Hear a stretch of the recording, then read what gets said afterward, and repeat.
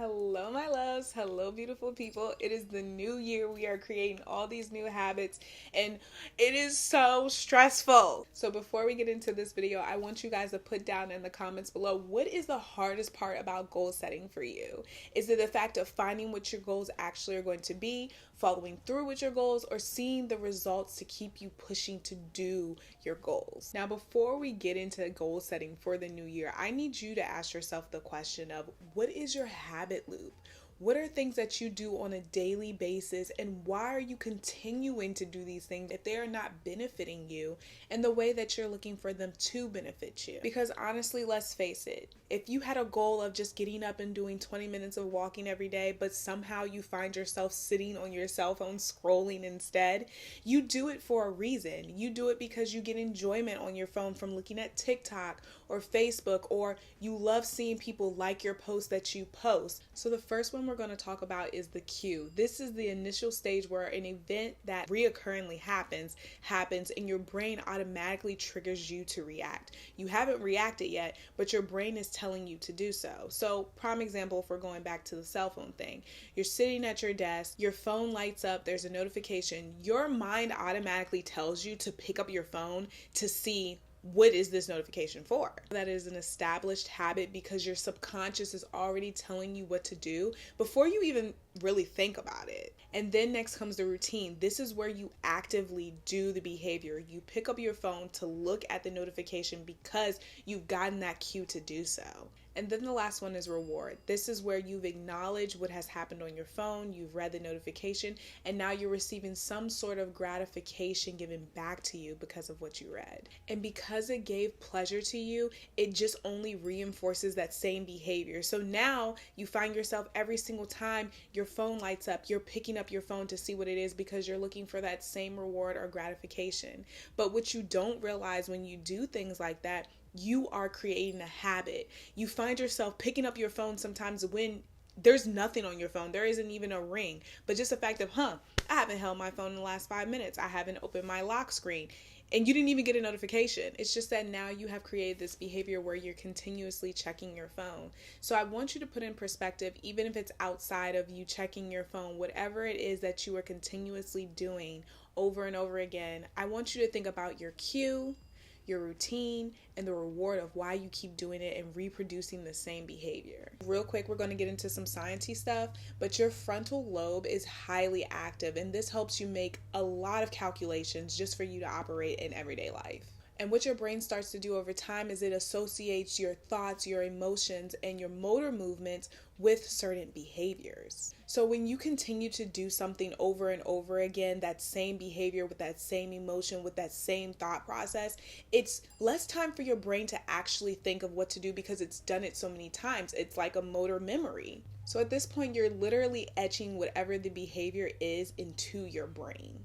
Which all makes sense because it gets to the point where you have done a behavior so much, and when you are trying to change, it makes it not only harder to implement a new behavior, but then you find yourself literally restraining yourself to not do the behavior that you're not trying to do, right? Because at this point, it just feels so natural. And not only that, but researchers say that rewards are the key component to building habits. So when you get that level of dopamine, that surging level that comes through your body, you're more likely to do a certain behavior.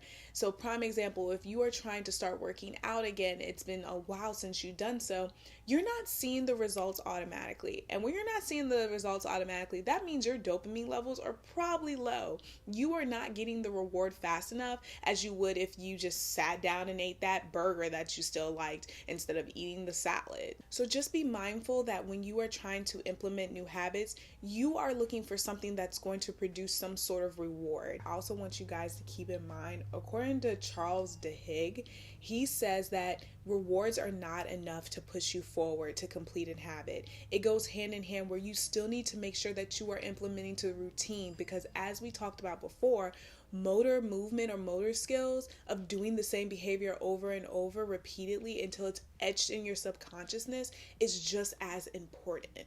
So as you guys are creating your New Year's resolutions, let's make sure that you are picking something that you are able to do over and over again, but you are also able to get some enjoyment and rewards out of it. But I'm not just going to leave you guys hanging and leave you there. I'm going to name at least 3 pitfalls that people fall into when they are creating these new habits. So pitfall number 1. Guys, do not try to change every single aspect of your life at once. Start small. Do not start big, because when there's so many things that you have to change, I need you to realize that whatever you are trying to do is most likely a lifestyle change. You cannot change everything about your life so quickly, especially when you are trying to refrain from the motor skills and the etched memory of the behaviors that you do. It's just not going to work. So start off slow, just changing one thing at a time. The second pitfall that people fall into is the fact that you are trying to do whatever it is for long durations of time. Again, we stress the fact that it is important that we are doing the activity. How long you do the activity, that's endurance. That is built up over time. We just need to make sure that we are doing it daily, bi-weekly, whatever the goal is for you. Let's make sure that we are at least doing the behavior. We're having the cue and we're doing the routine. The duration will come over time. So start off small. And pitfall number 3 is not taking into account your environment or your support system. So guys, when you are creating this goal, look at the people around you. Are they helping reinforcing whatever you are trying to do, or is it pulling you back? You need to make sure that your environment and the people around you are matching your goals. So guys, I hope those tips and research helped you connect the dots in your life and you are able to create healthy habits for the new year. Just think about, what habits do you already have? What new habits do you want to create? And how can you break your cue, routine, and reward cycle that no longer serves you the way that you want it to? Make sure that you guys check out my other video that I have that I'm going to put right here. This video up here is just extra encouragement that helped me create my habits and track them and really just push me to be better outside of the science talk. So if you were looking for something a little more personal, definitely click on that video. And by the way, just be easy on me. It was definitely my first video, but still has a lot of valuable information. So guys, I hope that you liked this video. If you did and it connected the dots for you, make sure that you like, comment, and most importantly, subscribe. And I will see you in my next one. Bye.